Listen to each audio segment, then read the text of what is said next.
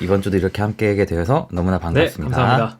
네, 지난주에 이어서 오늘 3과를 할 차례가 됐는데요. 네, 지난주에 배웠던 것들 한번 또 리뷰하고 들어갈까요? 네, 지난주에는 우리 각 개인의 삶에서 간증의 중요성, 개인 간증의 힘이라는 제목으로 우리가 함께 공부를 해봤었는데, 네. 내가 만난 하나님을 소개하는 것이 다른 어떠한 것보다도 더 강력한 어떤 하나님의 사랑에 대한 논증이 될 수 있다. 왜냐하면 성경 속에 나타난 하나님의 사랑, 충분히 아름답지만 네. 옛날 얘기로 치부하고 끝내버릴 수 있는 그런 일들이 나의 삶 속에 하나님이 여전히 살아계시고 지금도 나를 위해서 일하시고 계시고 앞으로도 그러실 맞아요. 것이다 라는 것이 큰 힘을 가질 수 있다라는 것을 함께 살펴보았습니다. 네, 과거와 현재와 미래에 하나님께서 하셨고 하시고 하실 나에 대한 사역들을 우리가 증거하는 것이 정말 큰 힘을 가지고 있었다. 네. 그리고 우리가 변화된 증인이 되어야 된다라고 했던 것들, 매일 그 경험이 매일 해야 된다는 것들을 얘기했었던 기억이 나네요. 네. 오늘은 3과인데요. 3과의 제목이 예수님의 시선으로 사람들을 바라보라 라는 제목입니다. 예수님의 시선으로 바라보기 위해서 우리가 어떻게 해야 되는지 함께 또 살펴보면 좋겠습니다. 네. 자, 시작 질문으로서 첫 번째, 이거 좀 SNS 같은 데서 여러분들이 보신 분들이 계실 수도 있을 것 같아요. 네. 이게 뭐냐면요. 결혼하기 전과 후 달라지는 관점의 차이를 얘기해 주는 건데요. 결혼하기 전에는 되게 좋다고 생각했던 장점인데 결혼하고 보니까 안 좋은 거. 그리고 결혼 전에는 단점인 줄 알았는데 살아보니까 장점인 것들을 얘기해 놓은 좀 뭔가 재미삼아 볼 수 네. 있는 그런 거거든요. 이 부분들을 좀 한번 읽어보셨을 텐데 우리 하나씩 자기와 가까운 부분들 한번 좀 뽑아볼까요? 아, 나랑 가까운 거 뭐가 있을까? 민도사님은 혹시 뭐? 저는 솔직히 말해서 네. 이런 말 하면 좀 논란이 생길 수 있는데 결혼 전엔 단점인 줄 아는데 장점인 게 되게 많아요. 그러니까 저나 뭐 김밥님이나 마찬가지로 뭐 그렇게 막 되게 활달하거나 그렇지 않고 좀 내성적인 편이잖아요. 네, 내성적이기도 하고 우리가 친구가 없진 않지만 그렇죠. 저희가 없진 않습니다. 없진 않지만 뭐 친구들 만난다고 항상 다 돌아다니는 사람도 아니고 그렇죠. 돈도 되게 잘 안 써요. 특히 김밥님은 전 되게 절약한다고 생각하는데 전 그러다 가끔씩 크게 좀 한 번씩 쓰고요. 네. 전자제품 같은 거 크게 쓰고 김밥님은 정말 저보다 훨씬 더 절약하시고 또 무심하고 무정해 보일 수도 있고 그런데 네. 이것들이 모두 장점이 될 수도 있다라고 얘기하는 거 보고 되게 놀랐고 네. 저는 뭐 마당발 활발하고 뭐 사실 의리 많지 않거든요. 뭐 돈 같은 거 관련해서도 전 가족들이랑도 돈 빌리고 싶지 않아 할 만큼 돈 관계로는 사람들이랑 엮이고 싶어 하지도 않고 네. 뭐 친해지는 것도 딱히 뭐 좀 오래 걸리는 편이고 맞아요. 저도 그 얘기 하려고. 네. 저도 그렇게 막 금방 친해지는 편이 아니어서 네. 이 기회를 삼아서 내 어필을 좀 해야겠다. 맞아요. 우리가 생각보다 어필할 수 있는 부분들이 많이 있는 것 같아요. 네, 금방 친해지지 않는 대신 바람 피울 걱정 없다. 그럼요. 바람 피울 걱정 없다. 그런 것이죠. 그래서 뭐 여러분들은 어떨지 모르겠지만 여러분들 소그룹에서 한번 재미있게 한번 나눠보는 것도 네. 좋을 것 같아요. 물론 이게 뭐 일부분의 그냥 그런 거기 그쵸? 때문에요. 오자고. 그런 거죠. 그래서 만약 근데 질문 하나 해볼까요? 이게요. 결혼 전과 후가 달라진다고 하는데 질문이 이거예요. 그 사람이 내가 결혼한 그 사람이 달라지는 걸까? 아니면 내가 달라지는 걸까? 라는 질문이거든요. 어떨까요? 그러니까 배우자의 입장에서 네. 이 사람이 이런 줄 알았는데 사실은 이게 뭐 장점인 줄 알았는데 단점이더라. 이런 것은 결국 그러면 그 사람의 어떤 특성은 네. 그대로 변하지 그렇죠. 않고 변하지 않았다는 있었는데 거죠. 내가 느끼기에 이게 장점으로 느껴졌다가 단점으로 느껴졌다가 이렇게 바뀔 수가 있다는 거지 않습니까? 네, 그렇죠. 그럼 그 사람은 결국 가만히 있었는데 맞아. 변하지 않고 있었는데 맞아요.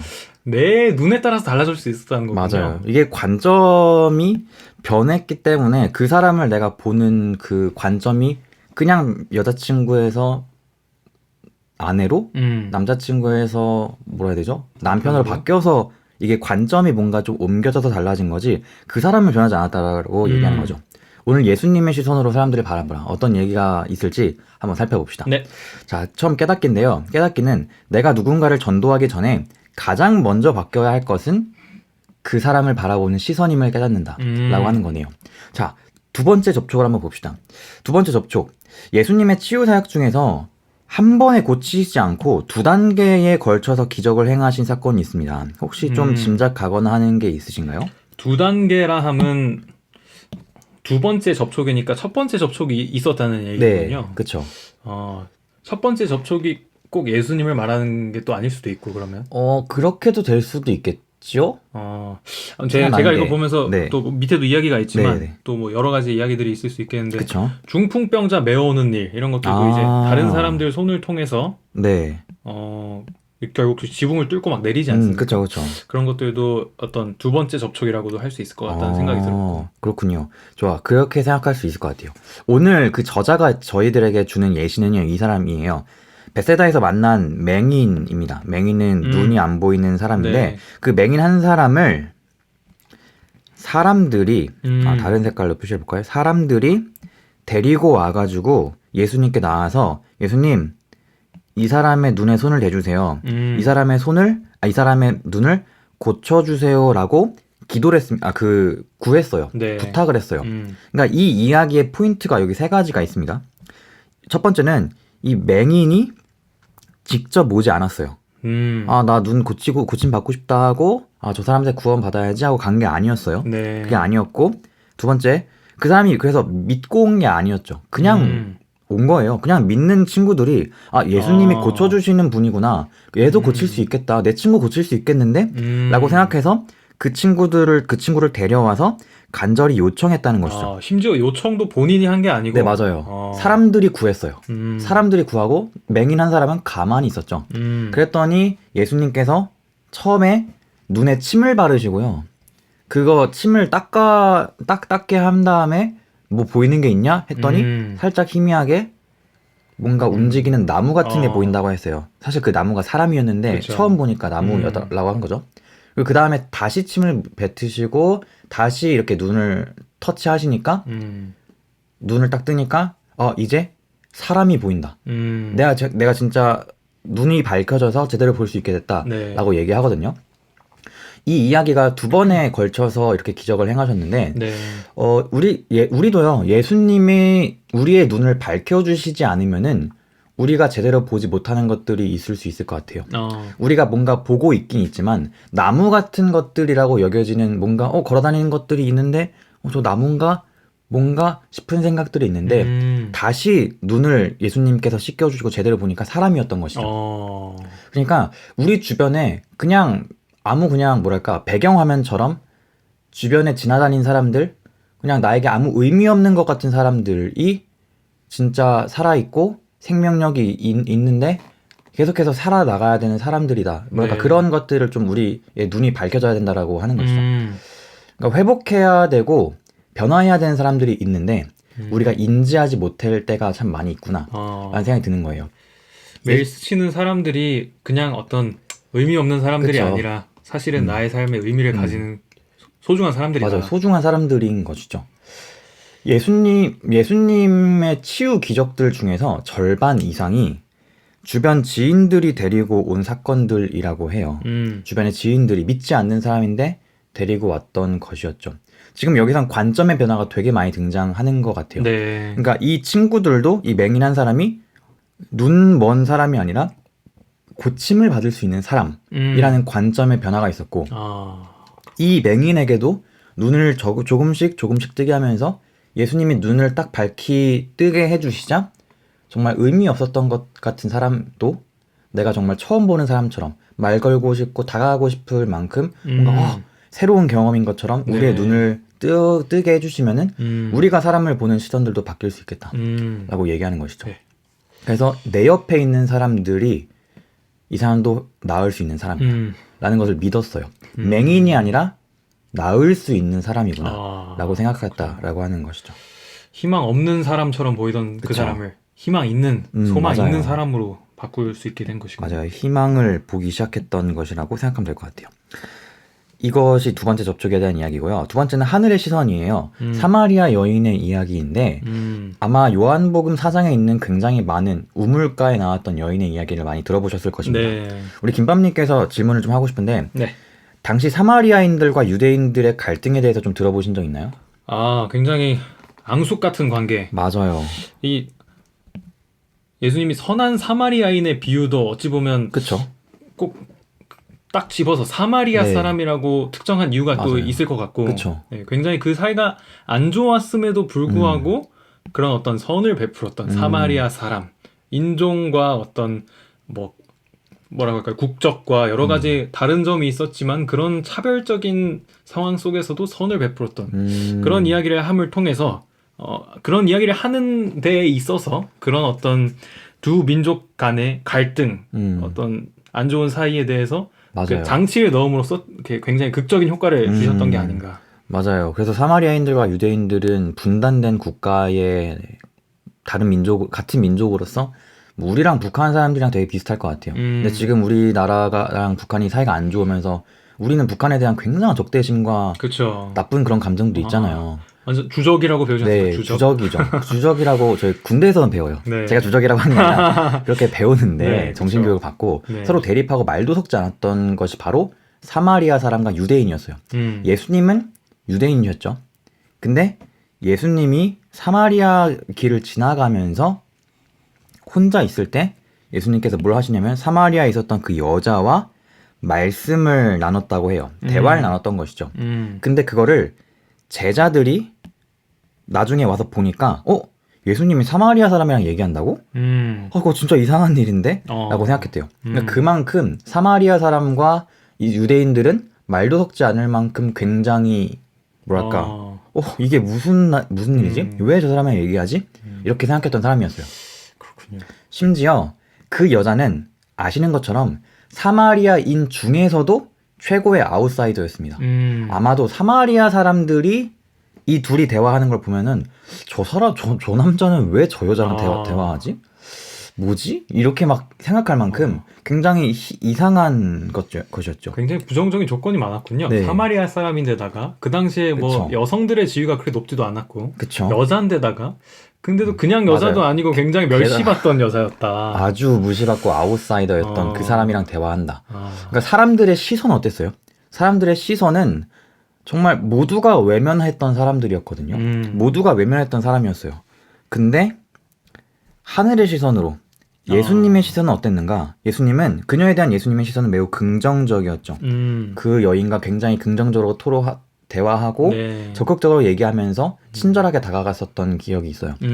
우리가 어쩌면 좀 문화적이나 사회적인 편견을 가지고 있었던 사람들이 있지 않나? 라는 질문을 하고 좀 나눠보고 싶은데 김방님 어떠신지 좀 모르겠어요. 저는 이 질문을 보고 뭐 특정한 어떤 사람들, 집단에 대한 것들도 있지만 모태교인으로 자라오면서 어떤 그 내면에 두루뭉실하게 그냥 왠지 세상 사람들은 다 막 나쁜 사람, 막 다 바벨론 이런 의식들이 조금씩 자연스럽게 내 안에 있지 않았나. 근데 또 이렇게 사회학교라든지 군대에서 경험해본 그런 어떤 우리 교단에 속하지 않은 사람들을 만나봤을 때 오히려 정말 나보다 우리의 모습보다 굉장히 아름답고 선한 모습으로 살아가는 사람들이 굉장히 많았다. 내가 엄청난 편견들을 많이 가지고 있었구나 하는 것을 느꼈던 경험이 있습니다. 그렇죠.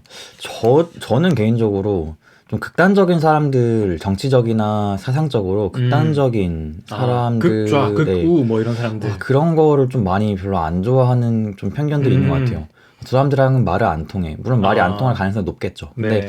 좀 극단적으로 뭐랄까 그 인종차별주의에 뭔가 운동하는 네. 것이나 뭐 페미니즘에 대한 운동이나 다양한 운동들에서 존중하고 당연히 필요하다고 생각하지만 그쵸. 극단적인 부분들을 보여주는 사람들에게는 좀 뭔가 굉장한 편견과 좀 뭐랄까 저 사람들 왜 이러지 하는 그런 속으로 굉장히 많은 좀 불만들을 많이 가지고 있었던 편견들이 좀 있었던 것 같아요. 근데 우리 애들의 시선은 편견을 가지기 되게 쉬운 것 같아요. 근데 아까 얘기 나눴던 것처럼 하늘의 시선은 어떤가?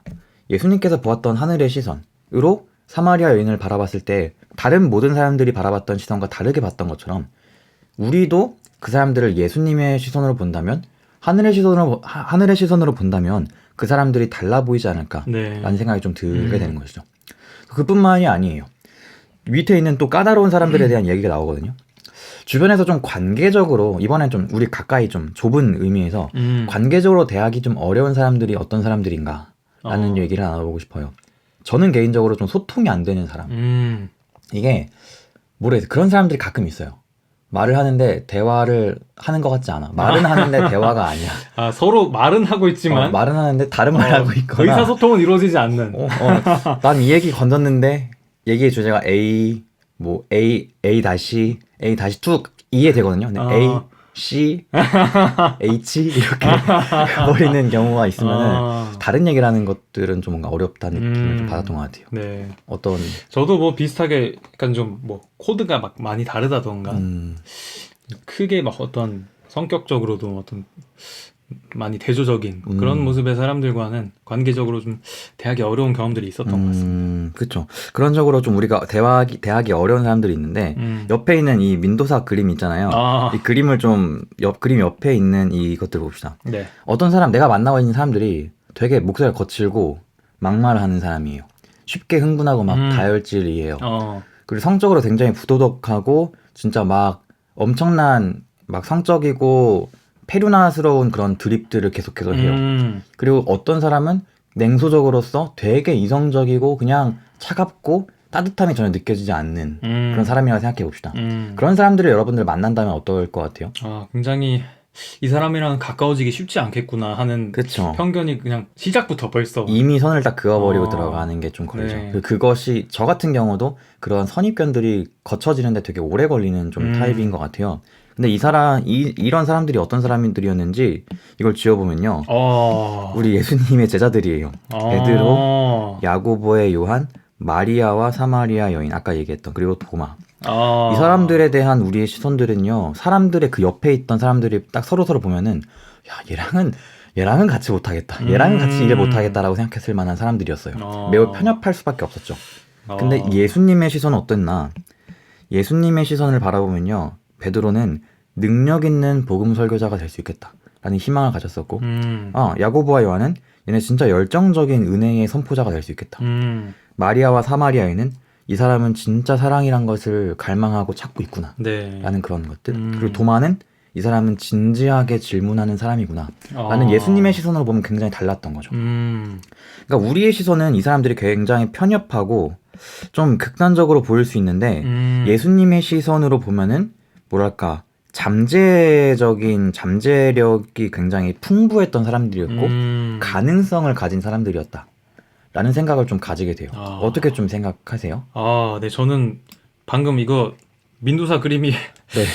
이 없어지기 전까지 이 베드로와 야고보와 요한 이 사람들 다 안 될 사람들이라고 생각하고 있던 스스로를 이 퍼포먼스에 굉장히 놀랐고 이게 사전에 저한테 예고된 게 아니었어가지고 이런 사람들 이게 사실 약간 걱정했거든요. 민도사 그림이 있어가지고 민도사가 이런 사람은 아닌데 편협한 나 거친 목소리에 부도덕 이런 거 아닌데 무슨 의미인가. 근데 굉장히 이거 제가 익히 알고 있다고 생각했던 어떤 제자들의 모습도 내가 어떤 이런 잠깐 가려진 이런 것들을 통해서 내가 아는 사람들도 잘 모른다고 떠올렸던 걸 생각하면서 내가 이미 잘 알고 있다고 생각하는 이런 일상 속에서 만나는 사람들에게도 내가 굉장한 어떤 편협한 마음을 가지고 볼 수도 있었겠구나.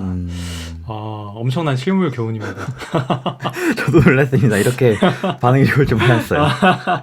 그래서 올라가면요. 예수님은 여기 좀 중요할 것 같아요. 예수님은 사람들을 하나님의 나라에 들어갈 사람으로 바라보셨고요. 그분의 시선은 모든 사람들을 잠재적인 가능성으로 보셨다라고 얘기하는 거예요. 이 의미는 어떤 걸까요? 우리 한번 이렇게 질문해 볼까요? 그렇다면 예수님은 나를 어떻게 바라보실까? 예수님은 여러분들을 어떻게 바라보실까요? 이거에 대한 질문이에요. 부족함을 좀 많이 느끼시나요? 그쵸. 날마다 뭐 어떤 능력에서도 그렇고 성품에서도 그렇고 뭐 많은 영역들에서 뭐 어떤 나태한 삶이라든가 그런 것들을 마주할 때마다 굉장히 부족을 많이 느끼는데 방금도 느끼셨고 그렇죠. 날마다 이렇게 순간마다 저도 저의 과거의 모습들 심지어 현재의 모습들조차도 나의 부끄럽고 지우고 싶고 잊고 싶고 나의 그런 아쉬움과 후회스러운 마음들이 참 많이 있는 과거의 모습과 지금의 모습들을 보면서 참 많은 어려움과 부족함을 느끼는데 한계를 느끼죠. 이 정도인가 나는? 근데 부족함과 한계를 느끼면 느낄수록 예수님께서 여러분들을 잠재적인 가능성으로 바라보신다는 그 사실은 예수님의 따뜻함을 정말 크게 느낄 수 있는 것이다 라는 생각이 좀 들어요. 그래서 우리의 정말 긍휼의 눈으로 부드러운 눈으로 바라보시고 나의 미래의 가능성을 주목하시는 예수님의 시선에 감사해야 되겠다라는 그런 생각이 듭니다. 자, 그다음 그대가 있는 곳에서라는 칸이네요. 네. 이 성경절 한번 좀 읽어주시겠습니까? 오직 그 성령이 너희에게 임하시면 너희가 권능을 받고 예루살렘과 온 유대와 사마리아와 땅 끝까지 이르러 내 증인이 되리라 하시니라. 네. 여기서 저희가 오늘 포인트 잡고 싶은 건 땅끝입니다.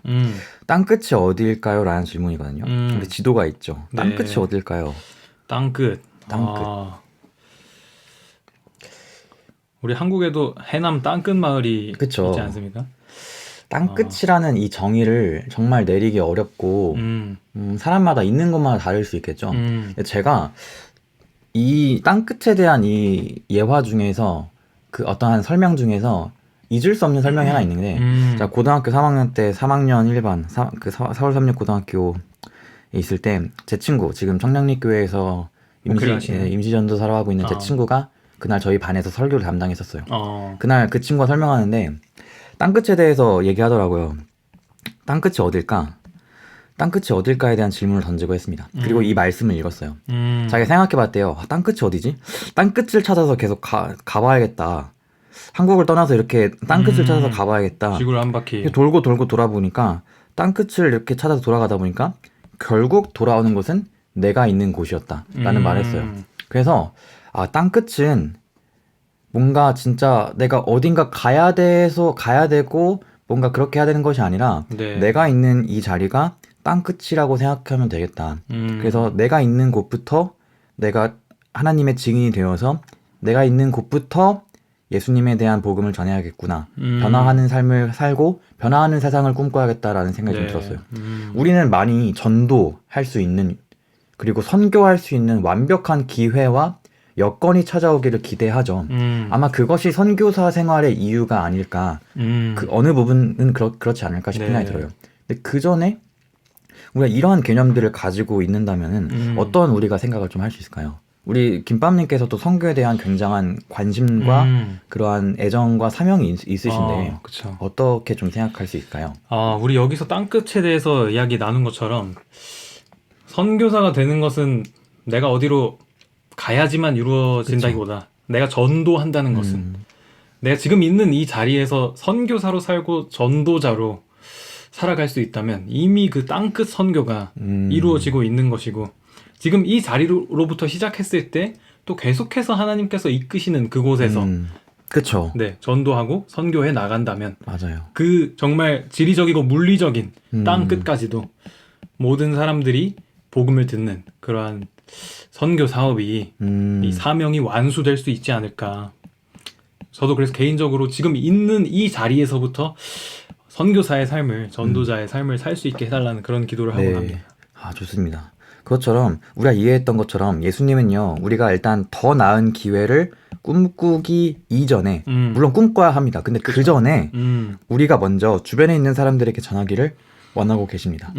그렇게 될 수 있도록 우리는 우리가 있는 곳이 땅끝이라는 생각을 해야 돼요. 우리가 있는 곳이 미션 필드라는 생각을 해야겠죠. 그래서 우리는 우리의 가장 근접한 사람들을 하나님의 시선으로 바라볼 필요가 있어요.